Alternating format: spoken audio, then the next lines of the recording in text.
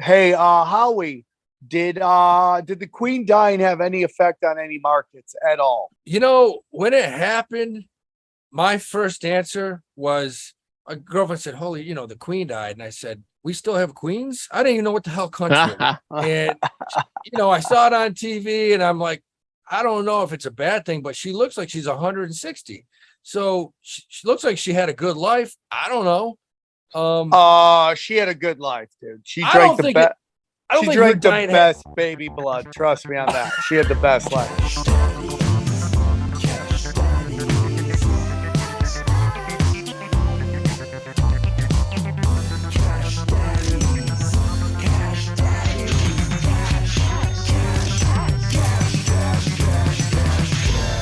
Cash Daddies is for entertainment purposes only. You'd be an idiot to listen to anything these degenerates say. Invest at your own risk, do research, but seriously don't listen to these ass clowns. Now enjoy Cash Daddies.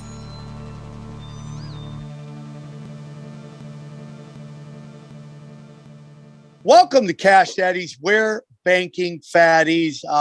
Man, thank you guys so much. Hope you guys are doing well in these crazy times. We'll get into that. We have a great show for you. Very excited to be back. Join me as always on the one and two, Johnny Wooder. Johnny, how are you? Good, man. Good, man. Excited about the opportunity in the market this week. Howie has sent out some very exciting messages to the Patreon supporters this morning, and I'm all in it. I'm in it deep. His name was invoked, the man, the myth, the legend. My boy, and yours, Howie Dewey. How are you, Howie? good, Sam. Good. Talk about, man, your bite at the bit. Real quick before we get into it, Howie and myself we're a couple weeks away from the big Saratoga show. So if you're in upstate New York, come hang out, man. We're gonna go check out Juicy Burgers, and we're just gonna have a great time. And as always, I always love gigging with Howie. So just go to samtripoli.com, grab your tickets now. Yep. Putnam Place. Going to be sick time, sick night. Yeah, I'm very excited. Howie, I know you want to get in some stuff, so I'm just gonna real quick get into my week.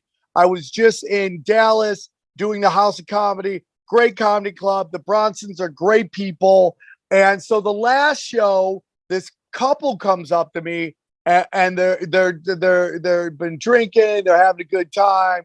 They love Sweet Sammy T, and basically they help run the Bitcoin convention in Miami, and they're like, we're thinking about bringing you out as a keynote speaker. I'm like, what? And they're like, yeah. And they're like, dude, they keep telling me they're sending me an email. I can't find this email because, dude, I mean, I want to go to a Bitcoin convention, but anytime I can make money to go to Miami, I want to go, dog. Yeah. So that Place. right? Yeah, you're gonna Miami. be the keynote speaker at a Bitcoin convention, but you can't quite work your email. Now, does that make sense? I really, dude, you ever go into your spam folder? It's the shadiest shit, dude. You're just getting hit up by fucking Kenyan princes and it's a fucking jungle, weird porn site, right? It's a jungle, dude, for sure. All right. Sure. So so that's my week. Had a great week. And let's go. Howie or Johnny, you want to talk or do you want Howie to get into it? No, I'm excited to hear what Howie's got going on here. Let's do it. What's going on, Howie? My head is spinning, man. It was good. I put out a post yesterday and I said, look, we're not doing anything. We took some profits last week on Facebook, our Meta, and Square. Made some nice fatties on Square. And I said, look, we're just going to wait until the CPI number comes out. And it came out. Wasn't great. Wasn't as bad as I thought it could be, but the markets just started selling off. We were down. Dow was down 500 at around 11. Now it's down over 1,000. NASDAQ's over down 500. So I put out buys and I love them. I love the buys. We sold Meta last week, 3 days ago at 169. It's at 156. So we bought some Meta. We bought some Disney. And what the hell else did we buy today? We bought some QQQueen, which is 3 times the NASDAQ, which I love at this price. We get a dead cat bounce tomorrow. We're going to be like skipping rope naked. It's going to be awesome. All this and more is available at the Patreon. If you could join us on there, it's patreon.com/cashdaddies. And we're dropping hammers, dude. We're dropping hammers, dude. Yeah. It's an awesome crew, man. It's a great, great group of people. They help each other out, and we have a blast. We have a lot of fun. We have a lot of laughs. Yeah, we have a update too. We just finally got the Cash Daddies Discord for the Patreon up and running, so people are already pretty active over there. Yeah, so join us. We'd love to see you over there and join the whole thing. So what's going on, man? I mean, we got a great show. We got great guests coming up. We're very excited about that. So, I mean, Howie, like, we're living in crazy times. It's very interesting, man, because, obviously I'm a conspiracy theorist, and there's a lot of stuff about conspiracies that have come true. But, being on the show, I've also seen that some of the stuff that's talked about doesn't actually play out that way in terms of crashing and burn and financial, in the financial markets. Like, what are you seeing going on right now? You said everything's down. Like, you sound excited about that. Someone from the outside might take that as, oh, that's not good that things are going down. I mean, yeah, it's look, everybody takes a beating. That's just the way it is. But in the market, when this happens, when you get a nice hard sell-off like this, the people that make money are the people that buy, because you want to buy on bad news. You want to sell on the good news. We had 4 straight days. We had 7 down days last week. Yesterday was the 4th straight up day. So this doesn't surprise me that much. We're back to where we started. This is where you buy and make money. Just like throwing a dart today. You buy just about anything, we're going to bounce back probably tomorrow. Don't be surprised if we get some nice buying tomorrow. So, you got to have the stones. You got to have the balls to jump in when things are down, when things are down and out. This thing's not staying. I mean, somebody had a good point today. They said, what are some of the leading indicators that we're not that bad? Dude, gas prices are dropping. You could say what you want about anything else in the world. Gas prices are dropping. I don't know about California, because that's some weird shit you got going over there by the Pacific Ocean. Some bullshit. It is, but it's got to be dropping a little out there. Johnny, what's your thoughts? I'm checking it out right now. AAA gas prices. Let me see. The current national average is $3.70 for regular. A month ago, it was $3.96 nationally for regular. And let me see if I can pop up California. 2 months ago, it was about $5. California's current average is $5.40 for regular, which is just brutal. A month ago, it was $5.30. Yeah, so it has gone up a little in California. California is the weirdest guy. It's like its own fucking just weird country, man. It just it is, dude. They want everybody to move out. It's like Greece by the Pacific Ocean. That's what it is. I mean, it's just really is. It's a big Greece. It really is. I can't figure it out. Just the weird shit that happens in that state is just unlike the other 49 states. New York's got its problems, but you don't see the shit you see in California. Yeah, I mean, it's crazy. I mean, these Democrat cities are just like in crazy places, but that's redundant though, because all cities are Democratic. I mean, every major city in the United States leans Democrat.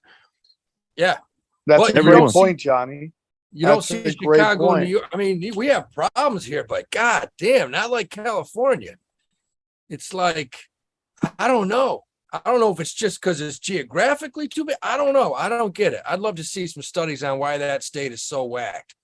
I think it's the history. Anyway, it's just the history of politics. So yeah, I don't think we're that bad. I mean, I think, inflation probably peaking right now. Fed's going to come out. They're going to raise interest rates 75 basis points. That's a done deal. But that's factored in. That's factored in today. So, you're going to see some of these ass clowns tomorrow come out and say, hey, it's probably a good time to buy. And hopefully our shit goes up and we're happy. I got a good feeling about it. I love it. Hey, Howie, did the Queen dying have any effect on any markets at all? When it happened, my first answer was, a girlfriend said, holy, the Queen died. And I said, what we still have queens? I didn't even know what the hell country it was. That's, I mean, I'm not lying. And I saw it on TV and I'm like, I don't know if it's a bad thing, but she looks like she's 160. So she looks like she had a good life. I don't know. She had a good life, dude. She I drank don't the think best. I don't She think her drank the diet best baby blood. Trust me on that. She had the best life.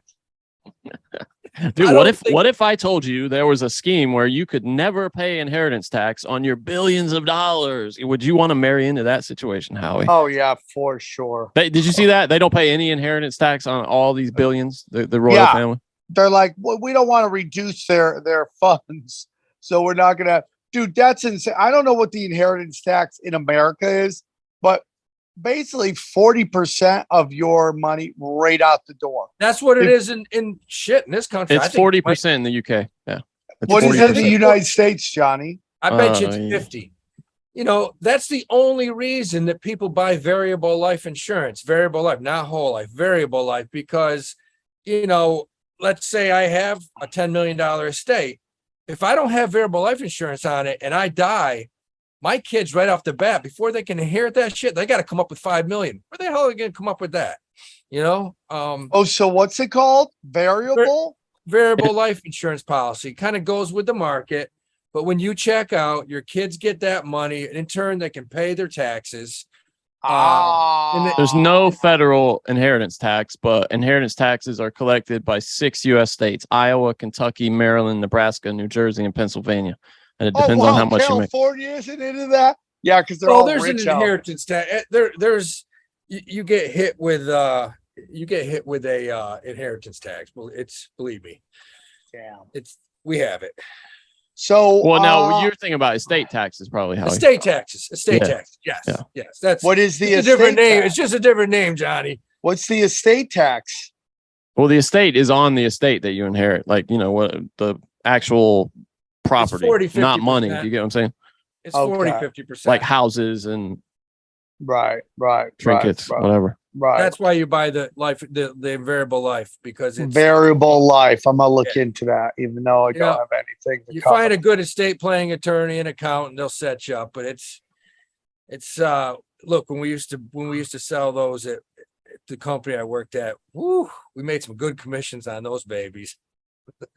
So, Howie, are we still looking at these energy companies? Do you still see them? You got the markets getting crushed today. Energy's not getting hit that bad. I mean, energy is, we keep talking. I don't know how many times I talk about XLE. I keep saying it. You got to have some XLE. I mean, XLE, I'm looking today, the market's down 3.5%, 4%. XLE's down less than 2%. Still hanging tough. You got to have oil and energy. Absolutely. Staying strong, going Love forward. it. Love it. I'm gonna get into that, even though I hate oil companies. I do think there's some money made. Guys, anything else, or do we want to get into the guest? Yeah, let's do a quick look at our picks for next week, and then we'll get into the guest. Yeah. Okay. What do you got, want to do? Mine is my pick is martial arts.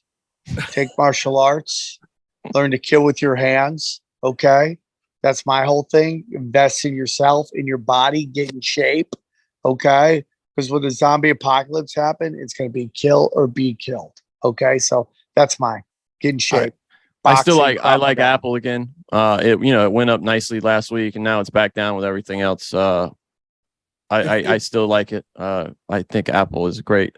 It's a great buy. Obviously long term, and then I think it'll have a little bounce here too, because the iPhones are all getting shipped at the end of the week, and people are going to see them in other people's hands. And I think that kind of thing is good. So yeah, do it. Hey, shout out to my boy Curtis yesterday. He DM'd me and he said, "I'm up 5-6 points in Apple. What should I do?" And I looked at it and I said, "Yeah, you may want to take a profit, because we don't know what's going to happen tomorrow." He took a profit. It's down 6 points today. So Johnny got a great point. If you're going to buy this baby back, it's a good price right now. Good price. I like it. I like it. What you like, Howie? I like two things. First of all, I like BBH. I like the biotech ETF. It's getting hit today. Amgen's down. I like, Amgen's a good company. It's going to come back. I like BBH, the biotech. And also, this is crazy. I don't know how many times in the last 2 months I talk about this company, DSX. Yeah.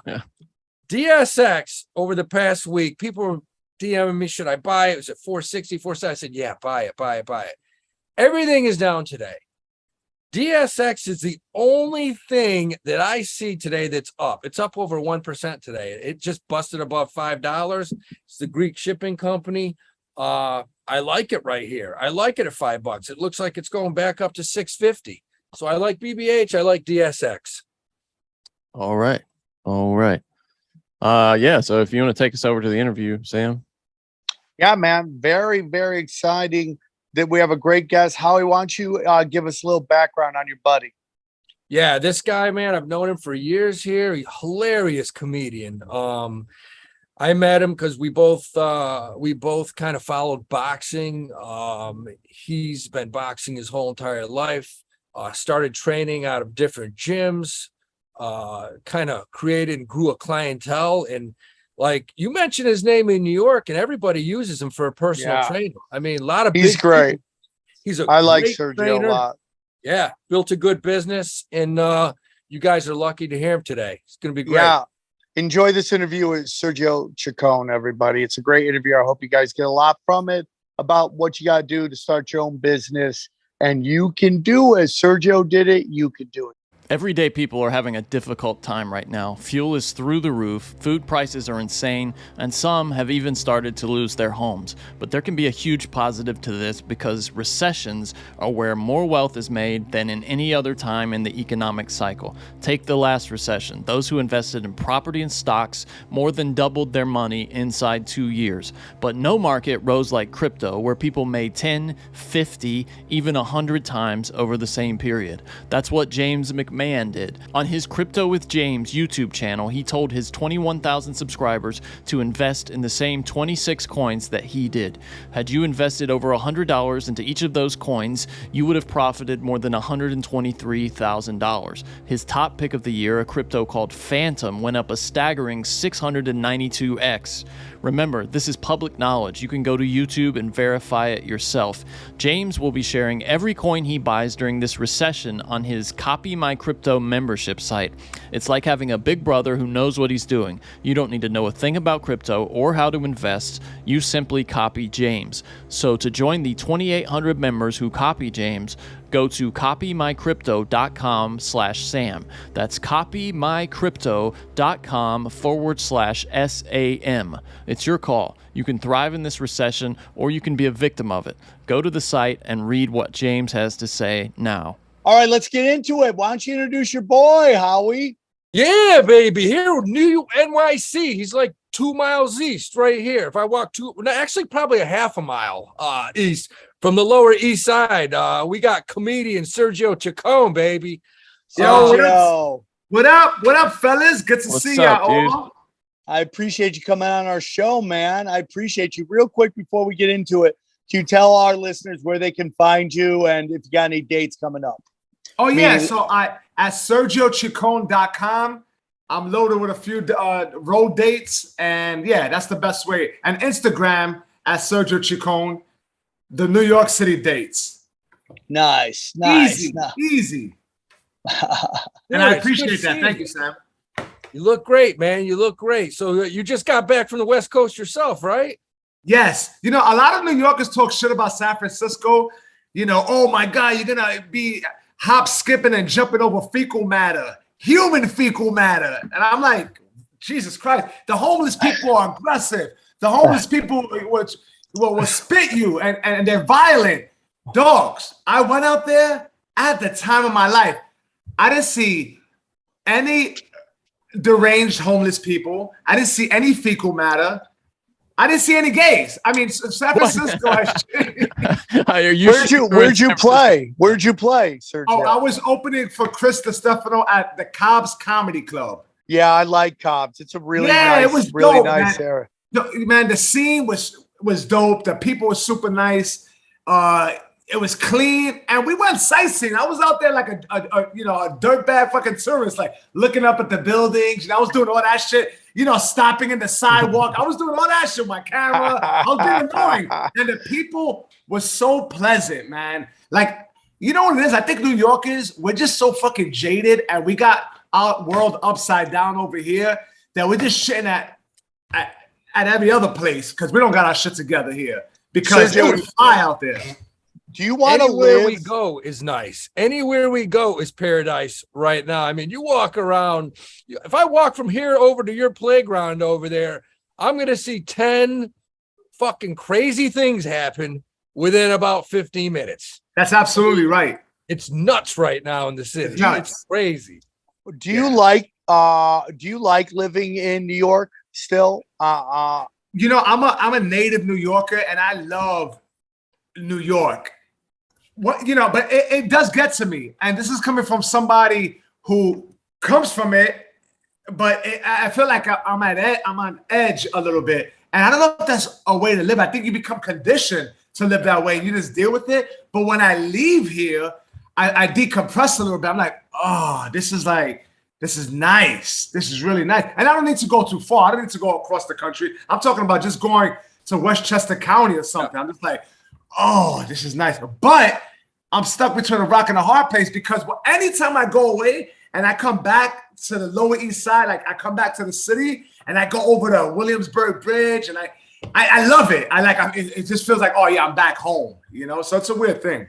But your body naturally goes on high alert. It just does. You change. It's like a light switch.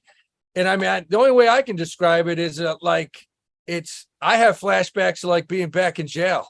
Like literally like you act cool, but you have eyes in the back of your head. You're just always on high alert when you're walking around the city lately. It's nuts. Yeah, Sergio, sure. do you have any fears about the future of New York City? What's going to happen in New York City? Because, we romanticize like New York City in the 70s, like all the grit. Like I live in LA and everybody hates LA. I hate the comedy scene. I'm very vocal about it. I think it's been lost. But I like the grit of what's going on in Hollywood Boulevard. It reminds me of the movie Taxi Driver. I like to walk around and look at all the weirdos. And it seems like that might be happening in New York and Philly and all that stuff. Do you have any concerns about that? If I didn't have a kid, I would welcome it with open arms. But I have a ground level apartment in the middle of all this shit. And granted, it's stimulated, right? There's a lot of money, there's a lot of restaurants, but it's intertwined with violence and drugs. There's a lot of that shit going on too. So now that I have a kid, a 10-year-old daughter, I'm definitely a little more conservative, if I may, about that shit. So now, I'm definitely a little bit like I could appreciate graffiti. I used to do that shit. Not like I wasn't a good graffiti artist, but I could appreciate it. But when it's on my building, I'm like, God damn it! I'm like these fucking kids. So I'm full of shit. When it comes too close to home, then I scoff at it. So I try to tell Howie, who's 60, right? It's like, it's time to get a house, bro. It's time to get out of the apartment life and get a fucking house with some land. Do you have any desire to do that? Get out of where you maybe grew up and just get a little space? Dogs, I feel these are great questions because I just got something in Westchester County in Cortlandt Manor. It's a fixer-upper, so I got a good deal on it. And, so that's the move. I'm keeping this place in the Lower East Side, but I got a place up there, and within the next few months, I should be making that transition. And it's different, dogs. Like as soon as I walked into the apartment early last week, I was greeted by a groundhog. Fucking groundhog. There's a family of groundhog, and he's just looking at me like this. So Cortlandt Manor, you're on the east side going up the Hudson River. Yeah, it's near Bear Mountain. Oh yeah, man. So yeah, we're buying a place in Nyack right across the Tappan Zee Bridge. So yeah. I mean, So- everybody's doing it. Like same thing. She doesn't want to get rid of this place, which is good for me because I kind of like this. I like where I live, but yeah, I mean, we're buying a house. I mean, it's happening. Yeah. I mean, it's, you know, I can get used to that living. I mean, I like wildlife. I found an American toad in the back. There's owls, and it's really cool. I like all that shit. And I'm a big animal lover. I'm a big nature guy, and so I could transition.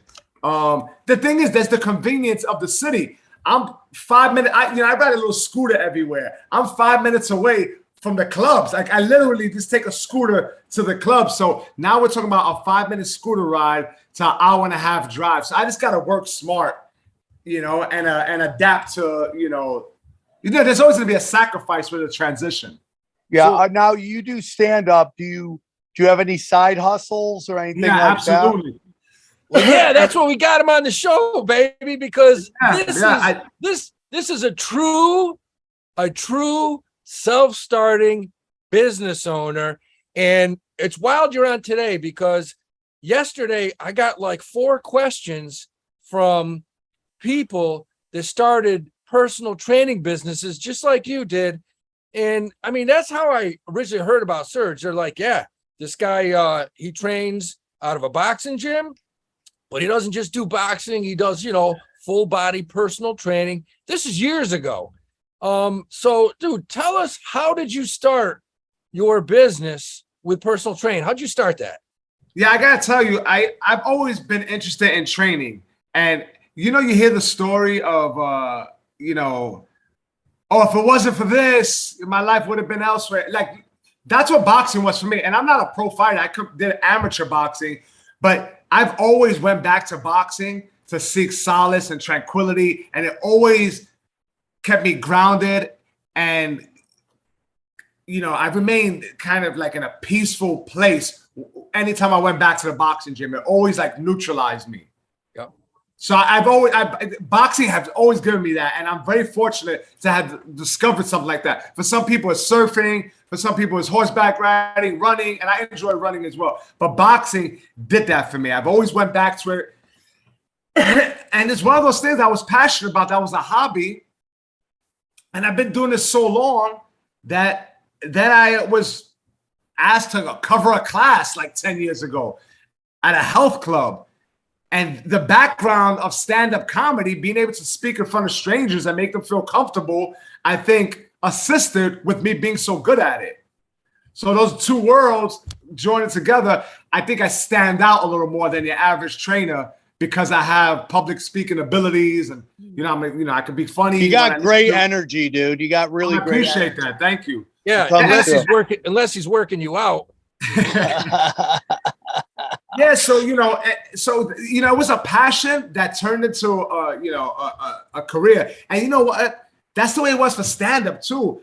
And I'm very fortunate, man. Like whenever I get a little bent out of shape, or I think that first of all, none of us are exempt from battles. We all have our battles. But the moment I take myself too seriously, or I think, fuck, man, like why me?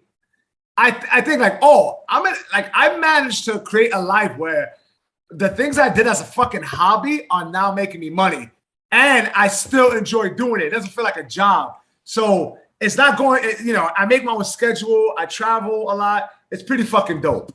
Well, to get back to your personal training situation, you started in a gym. When, and let's not talk about the pandemic yet, because I got some questions about that. Okay. But pre-pandemic, you start your personal training business and you gain one client too. When did you finally say, holy shit, you know what? I'm making a little bit of extra coin at this. You know, I would say it never felt as if I, first of all, it was just, I was just happy to get paid doing something I enjoyed. So it never felt like, work. Yeah, because you love being in the gym. I enjoy being in the gym. So I guess to answer your question, I'm not really answering your question. I would say I made a decision about 5 years ago to really step up the quality of my clientele, if I may. And I mean that respectfully, meaning I I only mean, take- hot chicks, people who can afford the service I'm providing. And Yeah. it needs to be within a certain block, meaning I do stand up at night. So I'm not going to do a 5 a.m. session. I'll do 7 to 12. And that allotted time, I'll take 5 to 6 sessions. I charge X amount. And that happened within the past 5 years where I said, I got to put a cap on it. Because the thing is with trainers, you can easily, zigzag all over the city, and that's very draining. It's taxing, it's expensive, and it could beat you up a little bit. And I did that. I paid those dues. Those times I would have a class at 9 o'clock at night, but my first session was at 6 a.m. and then 4 hours of dead time during the day, So I sacrificed and I did that. So now I figured it out where I got my clientele and I only work from 7 to 12. And it's a schedule that I make that I'm happy with. I think that's the biggest accomplishment because I see trainers like running around, working, very late. Like if you like doing that, that's fine. But for me being a comic, I want my evenings, Your numbers started going up. So now you're not just training 5 or 6. You're training 20, 30. Who the hell? I don't know how many clients you got, but I know you got a good number because you're training, or you were training right out of that gym pre-pandemic. Yeah, and the thing is, it's not even about having that many clients. It's about having good quality clients who, who are willing to paying money. Yeah, but they also, with that being said, we created a relationship, and I know their goals. There's a chemistry. They're held accountable. Now they're buying packages, so they're held accountable, and they take it serious. It's not like one every 3 months. So I got people who are locked in, who have goals and want to change their mind and body. Yeah. Sergio, I want to ask a question. Obviously, you're a working comic and you're doing that. What was it like having to have a job while you start to create your own business? Because even though I don't hear this a lot, but I do have this feeling that people go, well, how am I going to work and do and start my own business? And, it's almost like this old term, Joey Diaz coined immigrant mentality. I think about my great grandparents and everything they had to do and how they just worked a billion jobs and they, that's just what they did to have to, make it happen. Like do you have any advice on that on terms of like, how do you have your one job that's paid your bills and how you have to start this business in which you have to put so much time and effort into it? You know what? It never quite felt that way because because I don't have a brick and mortar business, so there's like no overhead. It's pretty much grassroots where it's like I have my clients, but I also have stand up too, so I don't put too much pressure on either or. I think the question I have to ask myself, and maybe this is a better response for you, is whether or not I could keep up training, and doing stand-up. Because I think there's going to be a cap, of how much I can physically do. Even if I'm working just 5 hours a day with the gym, if I'm on, if I'm doing shows at night, I'm limiting my creative freedom. And right now it's doable. And I kind of like that because what I do is I don't give stand-up comedy that power anymore. Like there was a time where I was just doing stand-up and I was miserable because first of all, I was a little more irresponsible. I was single and I was just, I had a lot of liberties. So I was drinking and partying and all that bullshit. So I wasn't, treating it like a profession. I was being more of an asshole about it. I was just hanging out. But with having both of them, they kind of complement each other as of now. I think a question I do have to ask myself is like, do I want to stop stop training and pursue comedy full time? But I don't know, unless there's something really possible, it's consistent, because spot pay and role pay can't do it for me. I got a family and I got like real, I need to be at home base to make things work. But right now it works. And I think it's a very unique situation. I think that's a big issue for entertainers. Like, I think there's this notion that like you're either starving or you're like crushing it. I think there is a nice middle area. And I think it's this notion that you gotta be starving for your art to make it work. I just don't agree with that at all. Yeah, no, I never. Yeah, I and I'm sorry to cut you off, Sam. I've always felt that way. I think that's an unhealthy way of thinking. I think it's almost like rock stars, they all do drugs, or, like I think we need to rid yourself of that mentality, like accepting certain conditions. Fuck that. I'm an adult with a 10-year-old daughter, and I have a wife, so I'm gonna make it work. It's gonna work for me. Like I come first, not like I'm doing this for comedy. Like I come first, and then whatever I can do, so be it. But I never give the power to that shit because this feels very unhealthy. And I feel like with your philosophy that you're saying right now, the I come first, and somehow I'm gonna balance these because you know what? Personally, I feel your personal training. That probably your comedy right now is better than it's ever been. And it's not because you're doing 50 spots a night and you're out drinking and it's because you have you got that balance. And I think personally, you just get that intrinsic confidence and it just naturally you feel more comfortable. Yeah, and I appreciate that. Who knows, man? The thing is, I just try to I just try to do it with a clear head. Listen, stand up is fucking hard. Like that shit is so hard. I'm just like, it never feels like it gets easier, And for me personally, I think I could easily drive myself crazy. So I like the fact that I got a life full of different outlets and passions, and comedy plays a big part of it, but it doesn't define me. I'm a comic. I'm a working comic. I tour. It doesn't define me. Like I'm very careful with putting that pressure on myself because there's too much to compare yourself to. That could be endless. So I do what I can. I'm having a lot of fun doing it, and I try to be as courageously creative as possible. But it's fucking hard to come up with new shit that works. It's hard to fucking accept the rejection. It's hard to be out there late night, and sometimes you don't want to do it. Like we're normal. We've been doing this a long time. And sometimes I'm like, I don't want to do this shit. And then you're like, once you do it, you're like, oh, it's fine, Go on, Howie. Sorry. Well, no, you go ahead, Sam. I got a question for the pandemic. Okay, and this might fit in what Howie wants to ask. When did you realize your business was taking off? What was the signs that you could actually go off on your own and build your own brand and build your own business? I think I gotta say, once again, it's a unique situation. And this comes down, and I gotta give credit to where it's due. My mother was always, she had taught me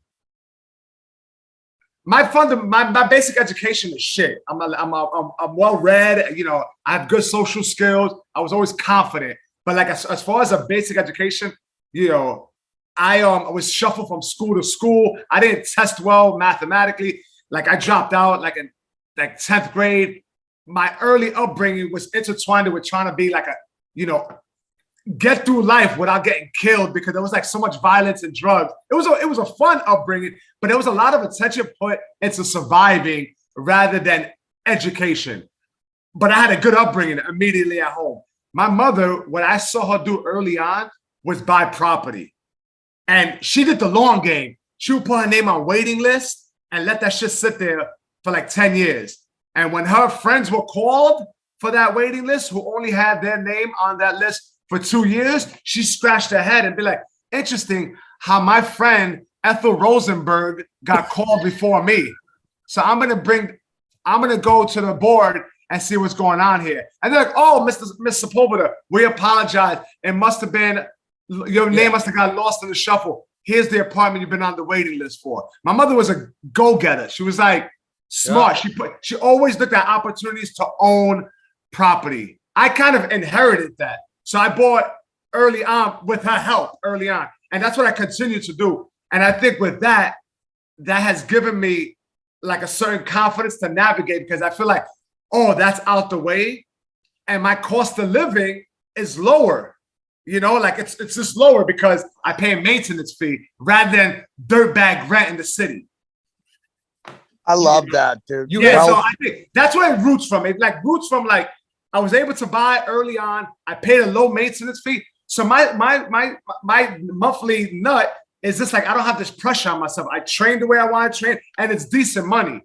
And I do comedy, the way I want, and that's decent money. But I never feel like, oh, I gotta do this because early on decisions were made.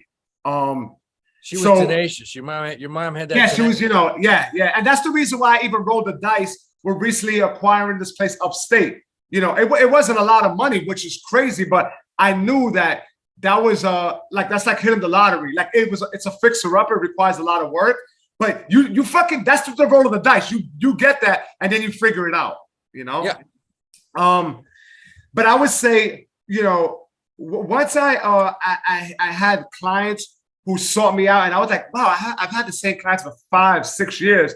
I'm doing something good. I'm doing something, To carry over, and this is the question that I got from like 3 personal trainers that are on our Patreon. This is what happened to them. They had their clientele like you did, and all of a sudden the pandemic hits, your gym's closed down, you can't use the gym anymore. But all of a sudden I see your fucking crazy videos on Instagram with you and like an army of 75 people out on a football field or out on a track doing all kinds of stuff. And prior to that, and I appreciate that. I did it virtually, and let me tell you, for 2 days I was hungover off the pandemic. I was like, the uncertainty lasted for 2 days. Then I got on Zoom and I did that shit. I just did. I said, listen, we may be here for a long haul. Let's continue training online. It's gonna be awkward for all of us. I'm gonna make it as comfortable as possible. Let's get some music. Let's get some body. We're gonna do a lot of body weights. We're gonna shadow box. And if you're interested in one-on-one, I jumped on it with enthusiasm, and I didn't want to do that, but I knew it would be groundbreaking. I knew that it would work. But I felt like percentage-wise, your income from that business went up. Oh yeah, you were like Zoom, your Zoom stock, or Peloton. Those companies did better in the pandemic than before the pandemic. I felt that was like your business. Well, also I think people hold a close affinity to something that was traumatic for them, and I was the face of their escape. I was there, and they were there for me. So it's like I created a bond with a lot of these people. They were casuals at the gym, but now we cemented a relationship because we were fucked up at home, and now it's like, wow, man, you were a positive distraction for that hour 4 times a week, and I was consistent with that. I made sure I was consistent, like it was every day. Yes. And then it rolled up to outside sessions, and then we got back in the gym. But I was always there for them. I was always ahead. I always try to be innovative, keep it innovative and interesting. And also with personal training, I don't have it all figured out. I always make sure that I'm trainable. I always seek out the mentorship of a guy who I appreciate, a trainer, or whether it be he or she. I always treat myself to a training session, whether it's boxing or lifting weights. That's an investment in myself, because now I'm looking at my POV is from the student, right? It's weird to say POV. It sounds very porno-like, right? I didn't mean that. I was like, my point of view is from the student, right? So I always make sure that I get that perspective, and I think that keeps me, just a little bit ahead. Yeah, I got one. Go on. ahead. Sorry, Hal. I find it 2 quick questions. One is, I know you don't have a brick and mortar. Do you have a website for your fitness that people can go to? Everything is on SergioChicon.com. The gym I work out of, the breakdown of how outside sessions work, all that stuff is on the website. SergioChicon.com. Yeah, and that will be the link. So if you guys want to click on it, you're in New York, you want some training. So I always found it interesting because I love boxing. It's sweet science. I also think it's probably one of the best self-defense out there, as much as I love like jiu-jitsu and I take Krav Maga and all that stuff. But I always feel like if you can box, you have a good chance of defending yourself. What I always found interesting about boxing, because it goes back to boxing gyms, is that boxers and boxing never took the business model of like a martial arts studio where you would train people a big class all at once the way martial arts does. Is that ever an option, or do you know why it's more one-on-one like that? Well, definitely one-on-one is generally the case if someone's competing. But you can also train as a team where drills are implemented and stuff like that. My thing is I do more fitness motivated, I brought kids, I brought a guy on to do an amateur fight, but my strength lies in more fitness motivated. Like that's what I enjoy doing more. But yeah, you can do either or. It depends on the trainer, because my old school trainer, he'll have like 6 people he's training and they're running drills and stuff like that. Oh, okay. Yeah, cool. Absolutely. So there has been kind of an evolution with that. That's a good question. Sam, when he's training you, like you're jump roping, then next thing you know it, you're doing something really weird with a couple dumbbells. Then you're doing some exercise it's like you've never seen before in your life. You're like tossing your heel up to your ass. Like he's yelling at you the whole time, throwing medicine balls at you. Yeah, dude.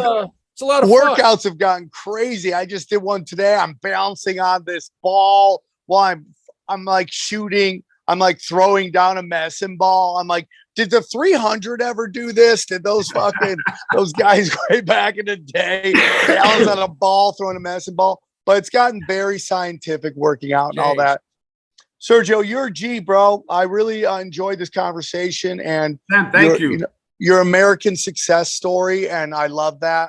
I just love anybody that's come from, sounds like, you had to survive on the streets and now you're flourishing. And I think that's great. And it's like, dude, your energy is so great. So I bet you're just a crusher on stage. And I look forward to someday hopefully meeting you in person, man.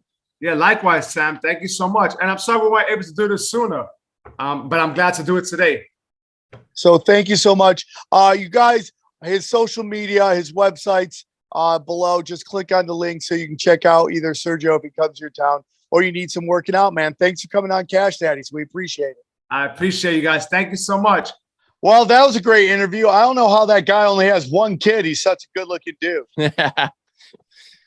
Right? I mean, that guy's top shelf right there. Thanks for getting your buddy on, Howie. That was a great interview. Yeah, he's great. So this concludes the free part of the show. We're going to jump over to the Patreon. Join us over there. Just go to patreon.com/Cash Daddies and get in on the revolution. Howie, Dewey, Dew Cruz crushing it. Johnny and I always available to watch you make love. Just go over there to patreon.com. Are we, Sam, always available? Because I heard recently that you had an opportunity. Johnny, to watch stop. That's a different show. We've already talked about that. You just Johnny, we're going to the Patreon. We're off to the Patreon.